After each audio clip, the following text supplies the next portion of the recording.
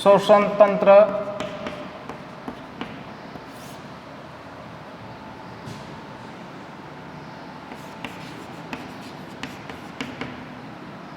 Respiratory system,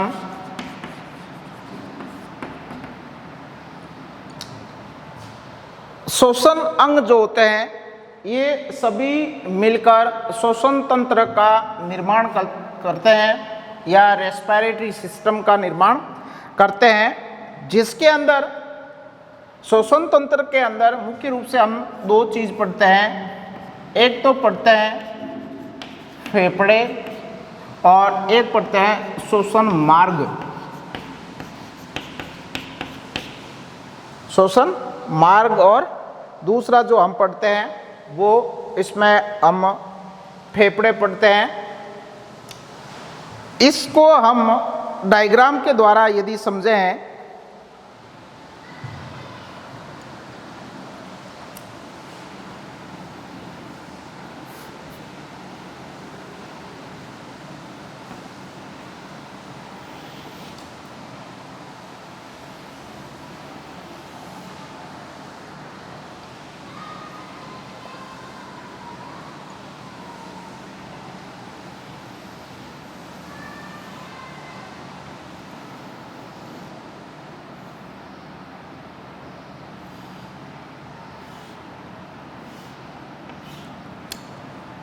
चित्र के द्वारा यदि हम समझे तो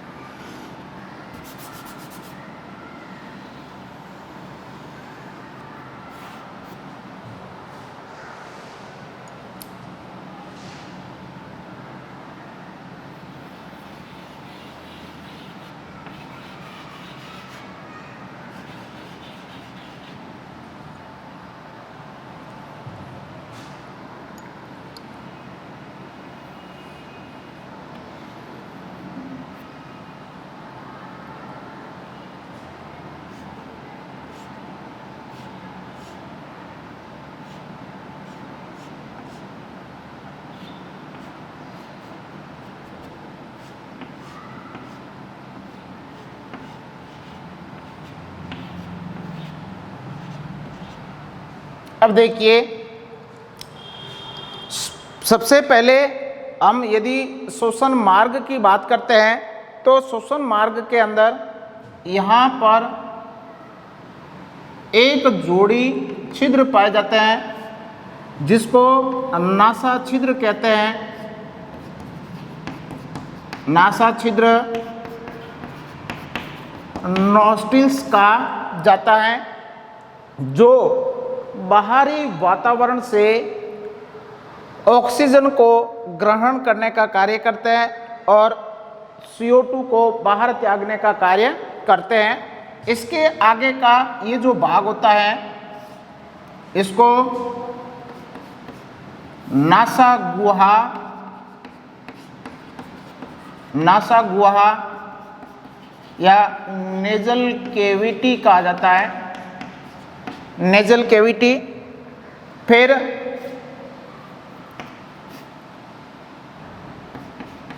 नेजोफेरिंक्स,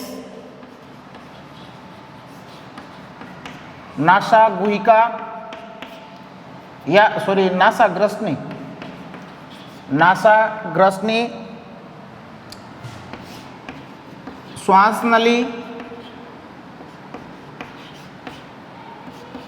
ट्रेकिया।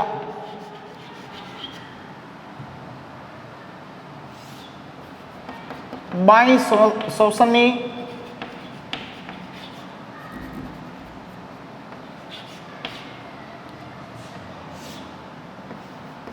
दाई श्वसनी,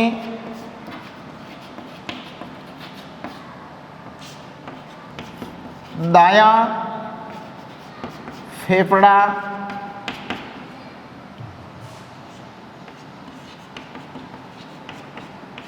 बायां फेफड़ा,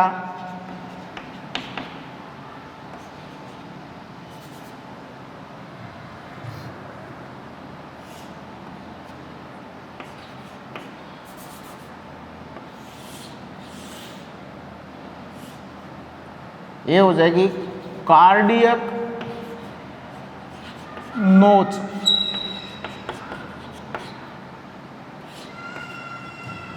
ये हो जाएगा डायफ्राम।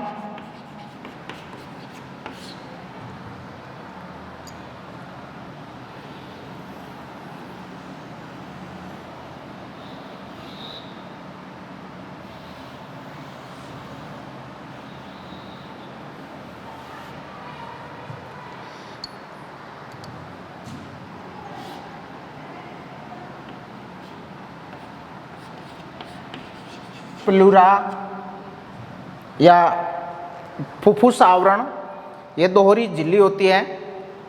तो अब देखिए हम कहेंगे कि श्वसन मार्ग को हम सबसे पहले पढ़ते हैं। तो श्वसन मार्ग के अंदर क्या आ जाएगा, नासा छिद्र, नोस्ट्रिल। उसके बाद में नोस्ट्रिल के आगे का जो भाग है वो नासा गुहा, नेजल कैविटी, या इसे हम नासा कक्ष भी कह सकते हैं, नासा कक्ष भी कह सकते हैं, नेजो चैम्बर भी कहा जा सकता है। अब नासा कक्ष की हम बात करते हैं तो नासा कक्ष है वो हम कहेंगे इसमें सबसे पहले नासा द्वार हो गया, उसके बाद में नासा कक्ष या नासा गुहिका, नेजल कैविटी।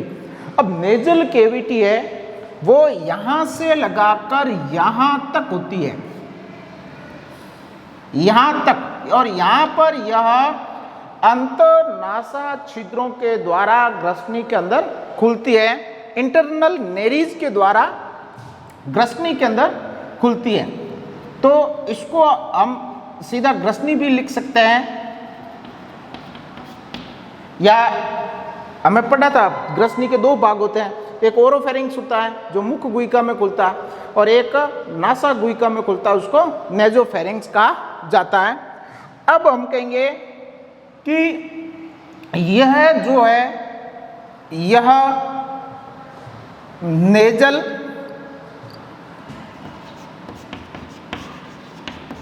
मैक्सिला व प्रीमैक्सिला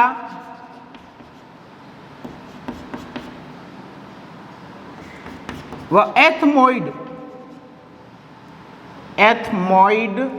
अस्थियों से निर्मित होता है। कौन कौन सी? नेजल, मैक्सिला, प्रीमैक्सिला और एथमोइड। ये अस्थियां मिलकर हम कहेंगे नासा चैम्बर का निर्माण करती है या नासा गुहा का निर्माण करती है, जिसमें हम कहेंगे ये जो नासा गुहा बनती है यह एक पट के द्वारा अलग अलग रहती है। जैसे हमें पता है, जैसे ये नासा छिद्र या नासा द्वार, अब ये दोनों नासा द्वार ठेठ तक अंदर की ओर जहाँ तक ये ग्रसनी में खुलते हैं तो वहाँ दोनों ये अलग अलग रहते हैं। तो इनके बीच में हम कहेंगे एक पट पाया जाता है जिसको नेजोसेप्टम कहा जाता है या मेसेथमोइड कहा जाता है। नेजल पट कह सकते हैं या मेसेथमोइड कह सकते हैं, मेसेथमोइड कहा जाता है। ठीक है, तो अब हम कहेंगे ये जो नासा मार्ग होता है इसको भी अलग अलग भागों के अंदर जैसे बांट सकते हैं। ये जो है आगे का ये भाग है जिसको नेजो वेस्टिब्यूल कह सकते हैं, नासा प्रघाण कहते हैं, जिसके अंदर हम कहेंगे रोम पाए जाते हैं, बाल उपस्थित होते हैं। ये बाल क्या करते हैं, जैसे ही वातावरण से हम गैसों को अंदर ग्रहण करते हैं तो उनके साथ में बहुत सारे सूक्ष्म जीव हो सकते हैं, धूल के कण हो सकते हैं वगैरह, तो इन अशुद्धियों को रोकने का कार्य करती है। और ये जो अंदर की ओर है ये श्लेष्मा झिल्ली से घिरी हुई रहती है, और जो लगातार श्लेष्मा का स्राव करती रहती है, जिसको सनिडेरियन कला भी कहा जाता है। तो श्लेष्मा का लगातार वो स्राव करती रहेगी, जिसके कारण इसका जो आंतरिक मार्ग है वो हमेशा क्या रहेगा, नम रहेगा, जिसके कारण जो बाहर से यदि अधिक गर्म वायु आ रही है तो उसको ठंडी करने का कार्य करेगा। इसके अलावा हम कहेंगे कि कुछ ऐसे सूक्ष्म जीव है जो बालों के द्वारा नहीं रुक पाए, वो आगे बढ़ जाते हैं, तो इस श्लेष्मल ग्रंथियों के द्वारा स्रावित श्लेष्मा से चिपक जाते हैं और ये घुमावदार मार्ग होता है, टर्बाइनल यूं घुमावदार होता है, जिसके कारण हम कहेंगे ये सूक्ष्म जीव है, धूल के कण वगैरह, वो इसकी आंतरिक सतह से चिपक जाते हैं।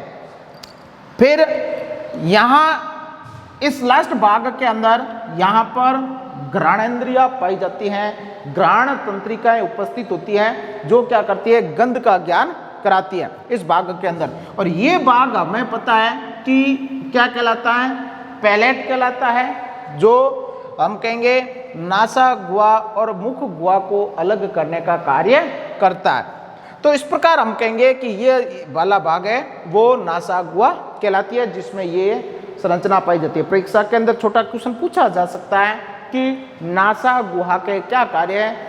तो नासा गुहा के अंदर हेयर पाए जाते हैं, रोम पाए जाते हैं, जो वायु के साथ में आई हुई धूल के कण, सूक्ष्म जीवों आदि को रोकने का कार्य करता है।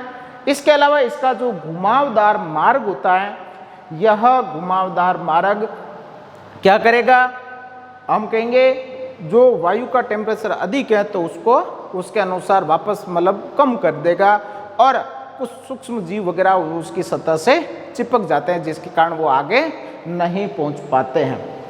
अब यहाँ पर हम कहेंगे कुछ छिद्र खुलते हैं, अंतःनासा छिद्र। अंतःनासा छिद्र है वो किसमें खुलेंगे, इस ग्रसनी भाग के अंदर। अब यहाँ पर एक उपास्थि संरचना पाई जाती है, जिसको हम क्या कहेंगे, एपिग्लोटिस कहते हैं। एपिग्लोटिस जो अपन पढ़ चुके हैं। एपिग्लोटिस क्या करेगा, ये जो श्वास नली जो होती हैं, ट्रेकिया जो होती हैं, ट्रेकिया यहाँ पर जिस छिद्र के द्वारा खुलता है उसको ग्लूटिस कहा जाता है। ग्लोटिस कहा जाता है। और उस ग्लोटिस के ऊपर यह एक उपास्थि से निर्मित संरचना पाई जाती है, जिसको एपिग्लोटिस कहा जाता है। अब एपिग्लोटिस क्या करेगा, हमें पता है कि यहाँ पर ये जो आरनाल का जो ग्रसनी का भाग होता है या ग्रसनी जो दोनों के लिए खुलती है, सेम होती है, तो हम कहेंगे कि यहाँ पर जैसे ही भोजन आगे जाएगा भोजन नली के अंदर, तो एपिग्लोटिस से वो क्या करेगा कि भोजन के कणों को श्वसन नली में जाने से रोकता है। अब यहाँ पर इसके पास में एक और छोटी सी संरचना पाई जाती है, जिसको हम क्या कहेंगे, कंठ कहते हैं। कंठ या इसको लेरिंग्स कहा जाता है। कंठ या लेरिंग्स कहा जाता है। और यह कंठ क्या करता है, इसके अंदर स्वर तंतु पाए जाते हैं जो ध्वनि उत्पन्न करते हैं, इसलिए इसको साउंड पेटिका या ध्वनि पेटिका भी कहा जाता है। और यह अलग अलग उपास्थियों से निर्मित होती हैं, जिसमें हम कहेंगे जो उपास्थियां होती है, एक तो होती है थायराइड उपास्थि, एक होती है मुद्रिकाकार या क्रिकोइड उपास्थि, और एक होती है एरिटिनोइड।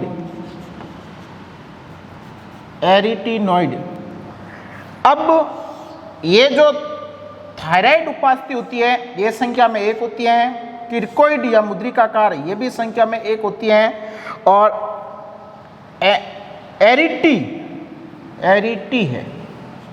एरिटिनोइड जो है ये संख्या में 2 होती है। अर्थात अपन कह सकते हैं कि थायराइड एक, क्रिकोइड एक और एरिटिनॉइड है वो एक जोड़ी पाई जाती है। इसके अलावा एक जोड़ी यानी संख्या में 2 सेंटोरनी उपास्थि भी पाई जाती है, सबसे छोटी सेंटोरनी उपास्थि। तो ये जो उपास्थियाँ होती हैं, ये उपास्थियाँ मिलकर किसका निर्माण करते हैं? कंठ का निर्माण करती हैं, लैरिंक्स का निर्माण करती है। और लैरिंक्स है वो ध्वनि उत्पन्न करने का कार्य करता है और फिर उस ध्वनि जैसे ही उत्पन्न होती है तो फिर जीभ की अलग अलग स्थितियों के द्वारा हम शब्द उत्पन्न करते हैं या हमारी आवाज़ उत्पन्न होती है। उसके बाद में कंठ के आगे का जो भाग होता है 10 से 12 सेंटीमीटर भाग जो होता है, यह भाग क्या कहलाएगा? ट्रेकिया कहलाता है या श्वास नली कहलाता है, जिसमें हम कहेंगे सी आकार के वलय पाए जाते हैं। सी आकार के वलय पाए जाते हैं और ये जो वलय होते हैं ये हाइलिन उपास्थि के बने होते हैं। हाइलिन उपास्थि या इसको काचाभ उपास्थि भी कहा जाता है। और ये जो वलय होते हैं या हम कह सकते हैं जो सी आकार के छल्ले पाए जाते हैं, ये छल्ले क्या करेंगे कि ये जो श्वास नली है उस श्वास नली को पिचकने से रोकते हैं, यानी श्वास नली को पिचकने नहीं देते हैं। उसके बाद में श्वास नली है वो 5वें वक्ष कशेरुकाओं के पास, ये वक्षीय कशेरुका है ना, यहाँ से लगाकर यहाँ तक जो वक्षीय भाग के अंदर पाई जाने वाली कशेरुकाएं होती है वो वक्ष भाग के अंदर पाई जाने वाली जो कशेरुकाएं होती है वो वक्षीय कशेरुकाएं कहलाती है। तो 5वीं जो वक्षीय कशेरुका जो होती है, यहाँ से लगभग यहाँ आने के बाद में 5वीं वक्षीय कशेरुका के पास में यहाँ 2 शाखाओं में विभाजित हो जाती है। कौन? श्वास नली आगे 2 शाखाओं में विभाजित हो जाती है, जो अपनी अपनी साइड के फेफड़ों में प्रवेश करती है। बाईं ओर जो फेफड़ा है, लेफ्ट लंग्स जो है उसके अंदर बाईं श्वसनी प्रवेश करती है और जो दायां फेफड़ा है उस दाएं फेफड़े के अंदर दाईं श्वसनी प्रवेश करती है, जिसको ब्रोंकस कहा जाता है, जिसको इंग्लिश में अपन क्या कहेंगे? ब्रोंकस कहते हैं। ब्रोंकस कहा जाता है बाईं श्वसन। अब ये श्वसन नली आगे जाकर किसमें कन्वर्ट हो जाती है और विभाजित हो जाती है, जिसको हम क्या कहेंगे? श्वसनिकाएं कहते हैं। क्या कहेंगे? श्वसनिकाएं कहते हैं। श्वसनिकाएं या ब्रोंक्यूल्स कहते हैं। ब्रोंक्यूल्स कहा जाता है। अब ये जो श्वसनिकाएं जो होती है ये भी आगे जाकर और विभाजित हो जाती है, जिसको हम क्या कहेंगे?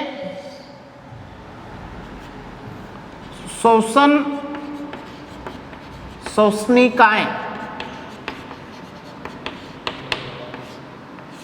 श्वसनिकाएं कहते हैं या रेस्पिरेटरी ब्रोंक्यूल्स कहा जाता है। और फिर ये आगे वायु कुपिकाओं में और वायु कुपिकाओं से ये वायु कोश के अंदर बदल जाती है, एयर सैक बन जाते हैं। तो इस प्रकार हम कहेंगे यहाँ तक का जो भाग होता है वो श्वसन मार्ग कहलाता है। कभी कभी प्रश्न पूछ लिया जाता है कि श्वसन मार्ग को समझाइए, तो आप इसको एक क्रम से भी लिख सकते हैं। तो वापस एक बार मैं रिवीजन कर देता हूँ इसका। सारी चीज़ें एक ही डायग्राम के द्वारा मैंने पढ़ाई है कि श्वसन तंत्र किससे मिलकर बना होता है? श्वसन अंग मिलकर श्वसन तंत्र का निर्माण करते हैं। या जैसे आरनाल पढ़ा था, आरनाल के अलग अलग भाग होते हैं, वे भाग मिलकर आरनाल बनाते हैं। वैसे के वैसे श्वसन के विभिन्न अंग मिलकर किसका निर्माण करते हैं? श्वसन तंत्र का निर्माण करते हैं। अब इसमें सबसे पहली बात करते हैं नासा छिद्र, नॉस्ट्रिल एक जोड़ी होते हैं चेहरे पर, जो क्या करते हैं बाहर की ओर वातावरण के अंदर खुलते हैं, नासा छिद्र कहलाते हैं। और इन नासा छिद्रों के द्वारा वायु प्रवेश करती है और बाहर निकलती है। ठीक है, अब इसके आगे का भाग नासा गुहा, नेजल कैविटी, या इसको हम क्या कहेंगे नेजो चैम्बर भी कहा जाता है, जिसमें यहाँ तक का भाग होता है वो प्रगाण कहलाती है, जिसमें रोम पाए जाते हैं। और ये रोम क्या करते हैं? धूल के कणों, सूक्ष्म जीवों वगैरह को रोकने का कार्य करते हैं। इसके आगे का भाग जो घुमावदार भाग होता है, टर्बाइनल भाग होता है, जो हम कहेंगे आभासी स्त्रीत पक्षमाभिकीय उपकला द्वारा आश्रित रहता है। और यह हम कहेंगे श्लेष्मा का स्राव करती हैं, जिसके कारण नासा मार्ग है वो चिपचिपा रहता है, नासा मार्ग नम रहता है। और इससे हम कहेंगे जैसे ही घुमावदार मार्ग से एयर प्रवेश करती है, वायु प्रवेश करती है, तो उसका टेम्परेचर है वो कम हो जाता है। हम कहेंगे गर्म वायु को ठंडी कर दी जाती है। इसके अलावा चिपचिपा होने के कारण जो धूल के कण वगैरह हेयर प्रगाण भाग में नहीं रुके तो वो यहाँ पर चिपक जाते हैं, घुमावदार मार्ग के कारण कण आगे नहीं पहुँच पाते हैं। और ये जो होते हैं हमने पढ़ा था कि नासा गुहा जो होती है वो दो बीच में एक पट पाया जाता है, सेप्टम पाया जाता है, जिसको नेजल सेप्टम कहते हैं या मेसेथमोइड कहा जाता है। और हम कहेंगे कि यह जो नासा गुहा होती हैं यह नेजल, मैक्सिला, प्री मैक्सिला और एथमोइड अस्थियों से निर्मित होता है। उसके बाद में यह नासा गुहा आगे जाकर अंतर नासा छिद्रों के द्वारा, इंटरनल नेरीज के द्वारा नेजोफेरिंक्स में खुलती हैं। और यहाँ से एयर है वो एपिग्लोटिस और ग्लोटिस भाग, एपिग्लोटिस ग्लोटिस के ऊपर की संरचना होती है। जैसे हमने पढ़ा था आरनाल में, आरनाल जो भोजन नली होती है वो गुलेट नामक छिद्र के द्वारा खुलती है, और श्वसन नली है वो ग्लोटिस भाग के या ग्लोटिस छिद्र के द्वारा यहाँ पर मुख्य गुहा में ग्रसनी के अंदर खुलती हैं। तो इसके ऊपर एक संरचना पाई जाती है जो उपास्थि से निर्मित होती है, एपिग्लोटिस कहलाती हैं, जो भोजन निगलते समय भोजन के कणों को श्वास नली में जाने से रोकती है। उसके बाद में इस एपिग्लोटिस से आगे की ओर यहाँ पर एक छोटी सी संरचना पाई जाती है जिसको लेरिंग्स कहा जाता है या कंठ कहते हैं या ध्वनि पेटिका कहा जाता है, जिसमें स्वर रज्जु पाए जाते हैं। और ये स्वर रज्जु है वो ध्वनि उत्पन्न करने का कार्य करते हैं, जिसमें हम कहेंगे कौन कौन सी उपास्थियाँ होती हैं? थायराइड एक उपास्थि, क्रिकोइड एक उपास्थि, एरिटिनोइड्स दो उपास्थि या एक जोड़ी, और सेंटोरनी भी एक जोड़ी पाई जाती है। और ये मिलकर कंठ का निर्माण करती है। उसके बाद श्वास नली या श्वसन नली ट्रेकिया आगे ब्रोंकस में या श्वसनी के अंदर, और श्वसनी आगे श्वसनिकाओं में, और श्वसनिका आगे फिर हम कहेंगे वायु कुपिका, वायु कोश आदि के अंदर विभाजित हो जाता है। तो यहाँ तक का जो भाग होता है वो क्या कहलाता है? श्वसन मार्ग कहलाता है।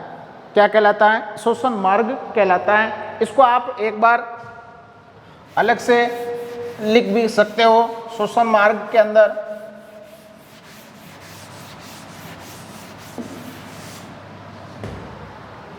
जैसे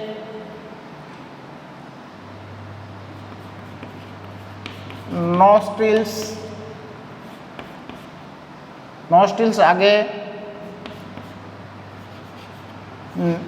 नेजो चैम्बर या नेजल कैविटी, नेजल कैविटी आगे नेजोफेरिंग्स, नेजोफेरिंग्स आगे क्या आ जाएगी, फेरिंग्स, फिर ग्लोटी एपिग्लोटिस लिखो या नहीं तो सीधा आगे लेरिंग्स आ जाओ, लेरिंग्स, और लेरिंग्स से आगे ट्रेकिया, ट्रेकिया के आगे ब्रोंकस,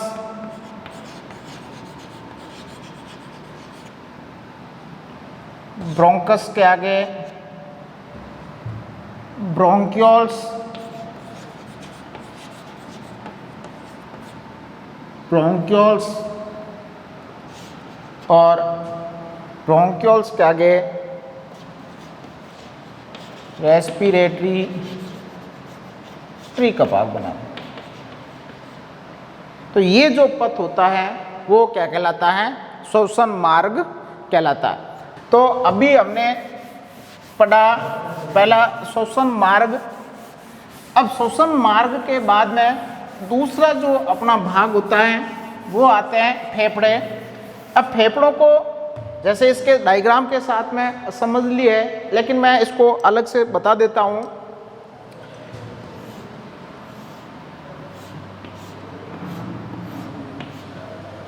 ये हो जाएगा ट्रेकिया,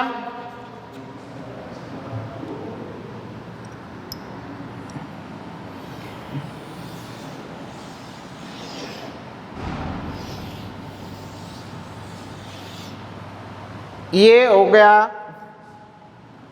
हमारा लेफ्ट लंग्स, ये हो जाएगा राइट लंग्स।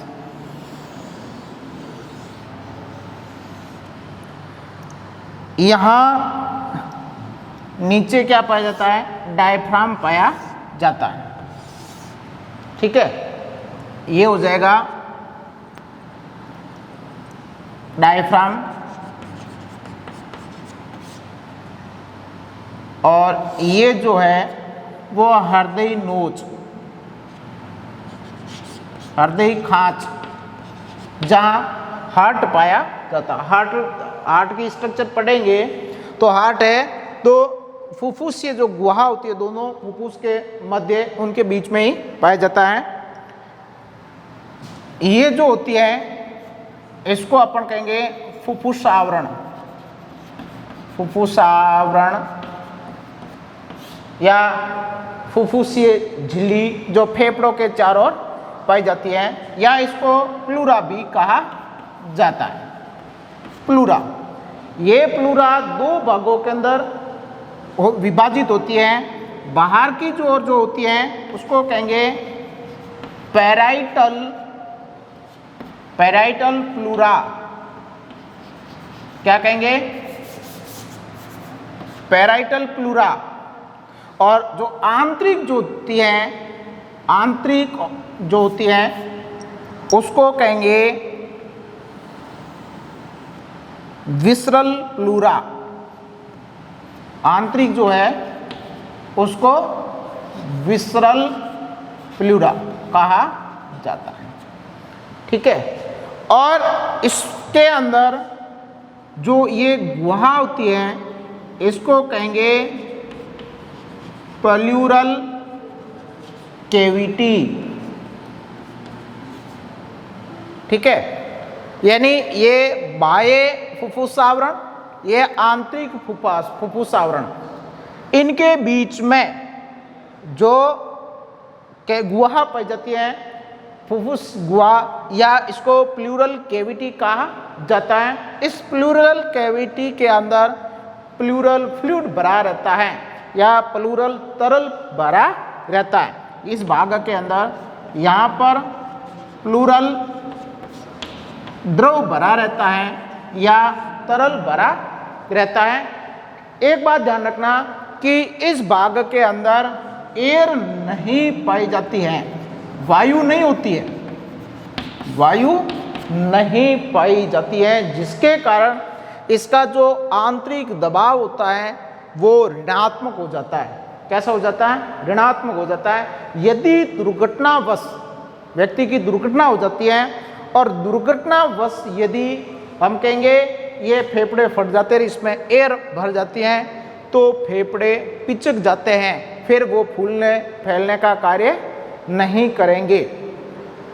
अब हम कहेंगे कि इसमें ये जो बायां फेफड़ा जो होता है, इस बाएं फेफड़े के अंदर दो पट पाए जाते हैं, दो लोब पाए जाते हैं।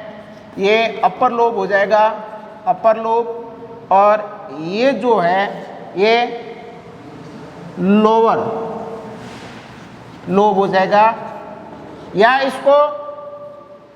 इसको अपन एंटेरियर लोब भी कहते हैं और इसको पोस्टीरियर लोब भी कहते हैं, जबकि इसके 3 लोब पाए जाते हैं।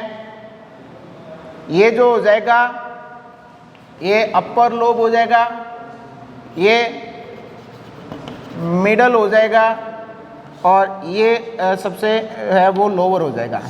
तो इस प्रकार अपन कहेंगे ये 3 पटों के अंदर विभाजित होते हैं, जिसमें ये हॉरिजॉन्टल फिशर हो जाएगी, हॉरिजॉन्टल फिशर, और ये हो जाएगी ऑब्लिक फिशर, और ये ऑब्लिक फिशर है। तो इस प्रकार हम कहेंगे कि जो बायां फेफड़ा होता है वो 2 पटों के अंदर विभाजित होता है, जबकि जो बायां फेफड़ा है वो 3 पटों के अंदर विभाजित होता है। तो इस प्रकार हम कहेंगे कि मानव के अंदर 2 फेफड़े पाए जाते हैं। ये फेफड़ों की संरचना इस प्रकार होती है, ये डायफ्राम के ऊपर की ओर जुड़े रहते हैं। यहाँ पर हृदय खांच पाई जाती है, हृदय नोच पाई जाती है, जिसको हम क्या कहेंगे कि यहाँ पर हृदय स्थित होता है। धन्यवाद, थैंक्स।